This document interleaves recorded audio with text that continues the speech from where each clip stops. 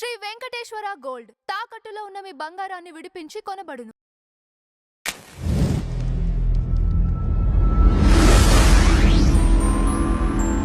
జై గురుదత్త. నమస్కారం అండి. గురుదేవా, నిత్య అగ్నిహోత్రాన్ని ఇంట్లో అందరూ చేసుకోవచ్చా?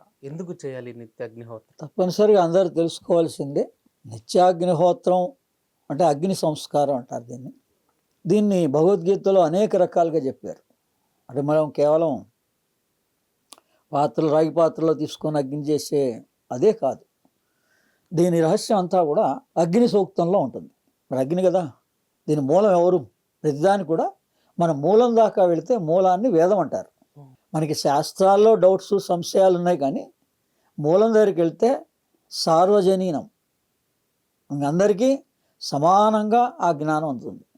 అందుకని ఈ అగ్ని సంస్కారాన్ని అగ్ని సూక్తంలో 9 శ్లోకాలు ఉంటాయి. విశ్వామిత్రుడి కొడుకు, దీని ఋషి ఎవరు? మరి మనం ఎక్కడ దాకా అంటే దీన్ని ఎవరిచ్చారు మనకి? మధుశ్చంద్రుడు అని విశ్వామిత్రుడి కొడుకు లోకానికి దర్శించి ఇవన్నీ కూడా కాంతి మార్గంలో కాంతిగా కనపడిచాయి. వాళ్ళకి కోడెడ్ వర్డ్స్లో కాంతి దర్శనం చేశారు వాళ్ళు ఈ బీజాక్షరాలని. అందుకని 9 శ్లోకాలు అంటారు, స్తుతులు అంటారు. ఈ 9 ఎందుకున్నాయి? ఈ అగ్ని సంస్కారం చేస్తే మనకి ఏం ఫలితం అన్నారు. నవగ్రహ దోషం పోతుంది. అగ్ని సంస్కారం చేసుకుంటే నవగ్రహ దోషం పోతుంది. దీని మూలమైన ఆ అగ్ని సూక్తాన్ని చదువుకున్నా ఈ అగ్నితో చేసిన దాంతో సమానం. అగ్ని సంస్కారం చేసిన దాంతో సమానం. అందరికీ అది వీలుండొచ్చు, వీలు కాకపోవచ్చు. వారానికి 1 రోజు చేసుకోవడానికి అవుతుంది. మరి నిత్యాగ్నిహోత్ర నిరతాన్న దాత. ఒకప్పుడు 100 సంవత్సరాలు మనం పూర్వీకులు బతికారంటే వాడు రోజు అగ్ని సంస్కారాన్ని వదలలేదు. ప్రతి ఇంట్లో కూడా, ప్రతి ఇంట్లో గో ఉండేది. గో సంస్కారితమైనటువంటిది. ఆ గో వాటితోటే, ఆ నెయ్యితోటే, ఆ పేడ ఇటుకలతో పేడ వాటితోటే, అలాగే సమిధలతోటే, వాళ్ళ దగ్గర ఉన్నటువంటి రావి కానీ మర్రి కానీ ఇలా ప్రశస్తమైనటువంటి మామిడి కానీ ఏ సమిధల వల్ల మనకి ఏ ఔషధీ గుణాలు ఉన్నాయో వాళ్ళకి తెలుసు. అందుకని మన ఆరోగ్యం కోసం ఏ సమిధలు వాడాలి, ఏ అనారోగ్యానికి ఏది పనిచేస్తుంది. అందుకని ఇదంతా ఆయుర్వేదంలోని భాగం. అందుకని ఈ అగ్ని సంస్కారాన్ని ఈ కాలంలో కూడా మనం అందరికీ అందించవచ్చు లోకానికి. ఏ రకంగా? అగ్నిమీళే పురోహితం యజ్ఞస్య దేవాహుతం హోతారం రత్నధాతమం. మొట్టమొదటి ఒక్క శ్లోకం మీరు బైహార్ట్ చేయండి. మీకు ఇంట్రెస్ట్ మీకే వస్తుంది. ప్రతిదీ యూట్యూబ్లో ఉన్నాయి. అగ్ని సూక్తం అని కొట్టగానే మీకు చక్కగా వస్తుంది, సుస్వరంగా వస్తాయి. మీకు ఏది ఇంట్రెస్ట్ అనిపిస్తుందో అది 2-3 నిమిషాల్లో అయిపోతుంది. 9 శ్లోకాలు. అది రోజు ప్రాక్టీస్ చేయాలి. ఎప్పుడు? ఉదయం సాయంత్రం. ఉదయం సంధ్యా సమయంలో, సంధ్యా సమయంలో. మధ్యాహ్నం సంస్కారంగా ఇలా అగ్నిగా చేసేవాళ్ళు మధ్యాహ్నం చేస్తారు. అది వీలున్నవాళ్ళు, ఇంట్లో ఉన్నవాళ్ళు. ఉదయాన్నే చేసుకొని బయటికి పోవాలనుకున్నవాడు ఉదయం కూడా చేసుకోవచ్చు. లేదు పొద్దున కుదరలేదండి, నాకు త్వరగా షిఫ్ట్లు ఉన్నాయి, 6ంటికే డ్యూటీకి వెళ్ళాలనుకున్నవాడు సాయంత్రం సంధ్యా సమయంలో ఇంటికి వచ్చాక, అసలు సంధ్యా సమయంలో చేస్తే చాలా అద్భుతమైన రిజల్ట్స్ వస్తాయి. మనం అన్నీ టైం లేదని మానేస్తున్నాం, కానీ ఉదయమే చేయాలని లేదు. మీ స్తోత్రాలు పారాయణ చేసేసుకొని వెళ్ళిపోండి. సాయంత్రం పూట మీరు చర్యగా దాన్ని చెయ్యండి. ఏం చేయాలనుకున్నా అది చేసుకోండి.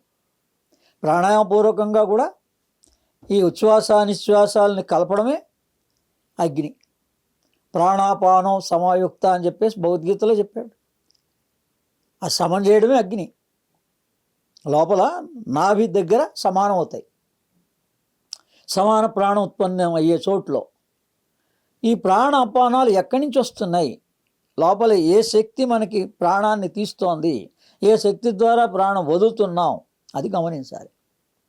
అదే మనం తెలియపోయినా నాభి దాకా వేలు పెట్టుకొని నాభిని స్పృశించి ఇలా ద్రాం బీజ సాధన ఉంది. 1, 2, 3 108 సార్లు ద్రాం ద్రాం ద్రాం అనుకున్నా ఇది కూడా అగ్ని సంస్కారమే. రం బీజంతో మీరు చేసే సాధన కూడా అగ్ని సంస్కారమే.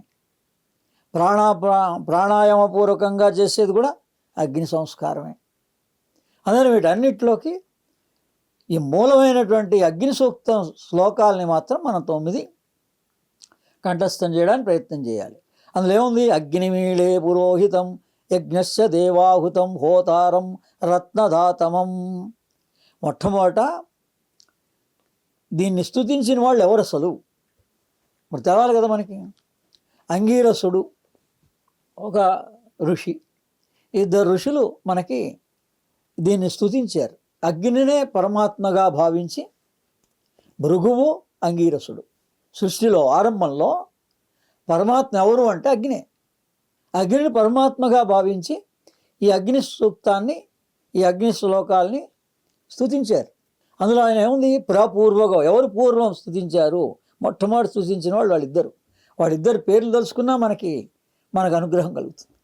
ఋషుల యొక్క అనుగ్రహం కలిగితే మనం బుద్ధి వికసిస్తుంది, ప్రజ్ఞ మనలో జాగృతం అవుతుంది. అందుకని ఇవన్నీ కూడా సంస్కారపూరితమైనటువంటివి. కాబట్టి దీన్ని ఫలితం ఇంకోటి కూడా ఉంది, విశేష ఫలితం. ఆ శ్లోకంలో చివరిలో ఏముంది? అగ్నిమీళే పురోహితం యజ్ఞస్య దేవాహుతం హోతారం రత్నదాతమం. రత్నాల్ని ప్రసాదిస్తాడు అనుంది. ఒకప్పుడు మనకంటే రత్నాలు విలువైనటువంటివి. అసలు రత్నాలు ఏవి? సూర్యకిరణాలు.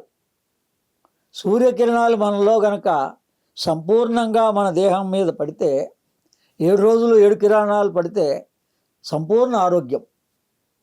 అందుకని ఇది రోజు కనుక చేసుకుంటే అలవాటైతే మనం ఇంకా అనారోగ్యం అనేటువంటిది దరి చేరదు. అందుకని ఈ సంస్కారంగా, అగ్ని సంస్కారంగా ఆచరిస్తారు.